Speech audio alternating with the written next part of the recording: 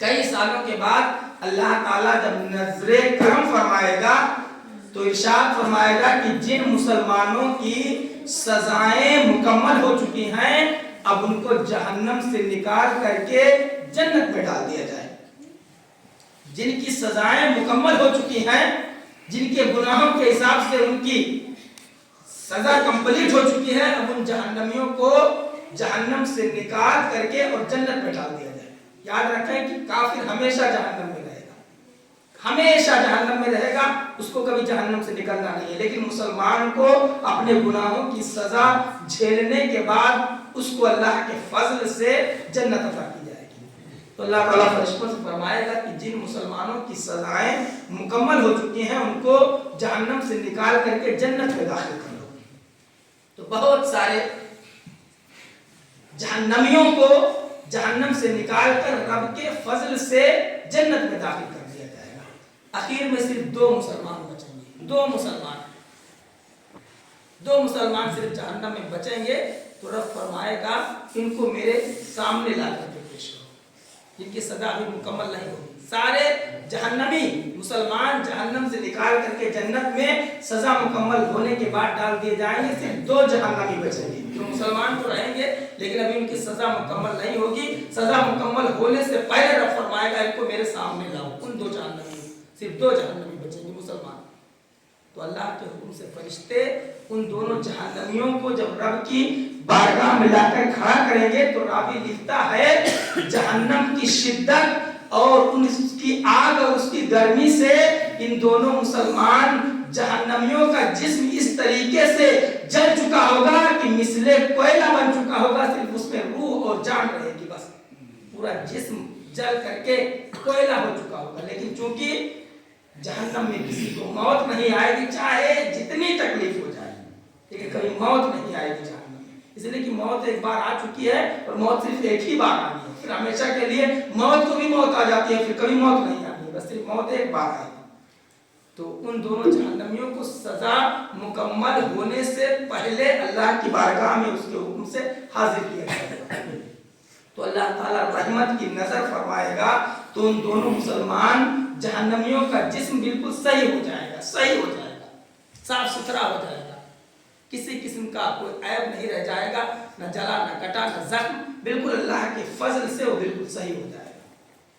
تو اللہ تعالیٰ فرمائے گا ابھی تمہاری سزائیں مکمل نہیں ہوئی ہیں, اس وجہ سے تم پھر جہنم میں داخل ہو جاؤ, تم پھر جہنم میں داخل ہو جاؤ.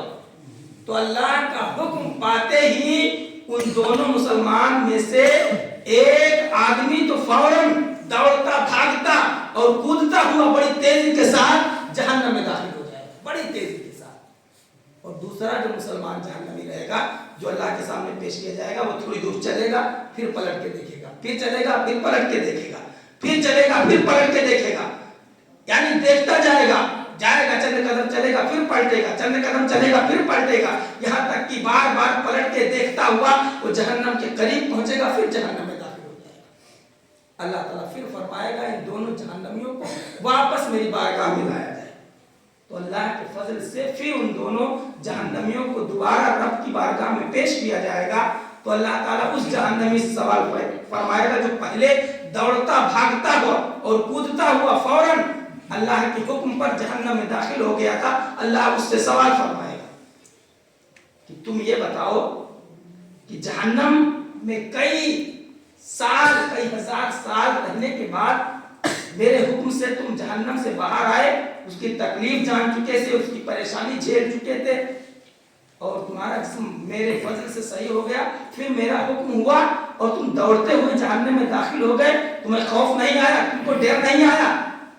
حالانکہ غلط چیزوں کی طرف, تکلیف دہ چیزوں کی طرف اگر جانا بھی پڑے تو آدمی مجبوری میں ڈرتے سہرے ہوئے جاتا ہے, اور تم تو بڑی تیزی کے ساتھ میرا حکم پاتے ہی دوڑتے چلے گئے.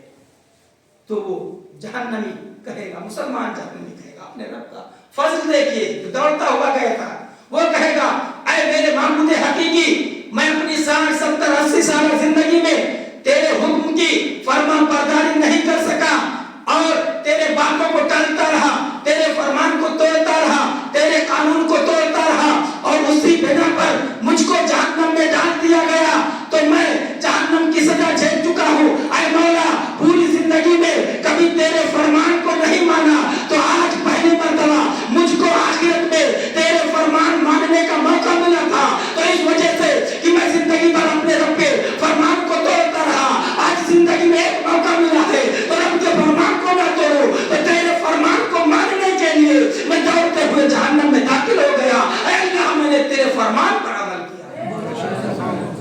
को उसके इस बात पर इतना फजल आ जाएगा कि मेरा बंदा मेरे फरमान को किस तरीके से मानने के लिए तैयार है, और इसी बहाने से अल्लाह ताला उसकी मग़फ़िरत फरमा देगा और फरिश्तों से फरमाएगा अब इसका ठिकाना जहन्नम नहीं बल्कि जन्नत। ला तक़नतू मिन रहमतिल्लाह, अल्लाह की रहमत से ना उम्मीद ना हो। अब बचा दूसरा शख्स जो थोड़ी दूर चलता था फिर रुक जाता था, फिर चलता था फिर रुक जाता था, फिर चलता था फिर रुक जाता था। अल्लाह ताला कहेगा अब इसको जहन्नम से निकालो और मेरे सामने लाओ। तो अल्लाह ताला उससे सवाल फरमाएगा, जब वो जहन्नम से निकाल के लाया जाएगा तो अल्लाह ताला उससे सवाल फरमाएगा, ये बताओ कि तुम बार बार चलते थे पलट करके फिर देखते थे, फिर चलते थे फिर पलट करके देखते थे, आखिर इसमें क्या वजह थी? तो वो जहन्नमी मुसलमान कहेगा, ऐ मेरे माबूद हकीकी, मैं अपने गुनाहों की बिना पर कई हजार साल जहन्नम में जल के आया हूँ, बहुत तकलीफ की जगह है।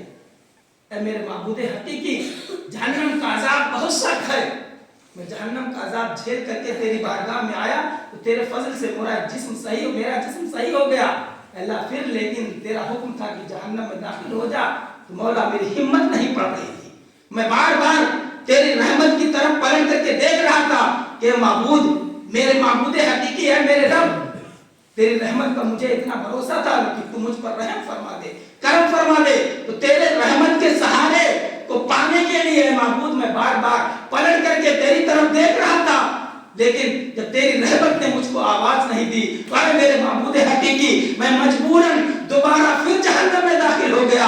तो अल्लाह ताला को उस बंदे का ये अमल पसंद आ जाएगा कि ऐ रब ताला मैं तेरे रहमत की वजह से बार बार पलट के देख रहा था, तो अल्लाह ताला को उसकी यही अता पसंद आ जाएगी, यही बात पसंद आ जाएगी और फरिश्तों से फरमाएगा अब इसका नाम जहन्नम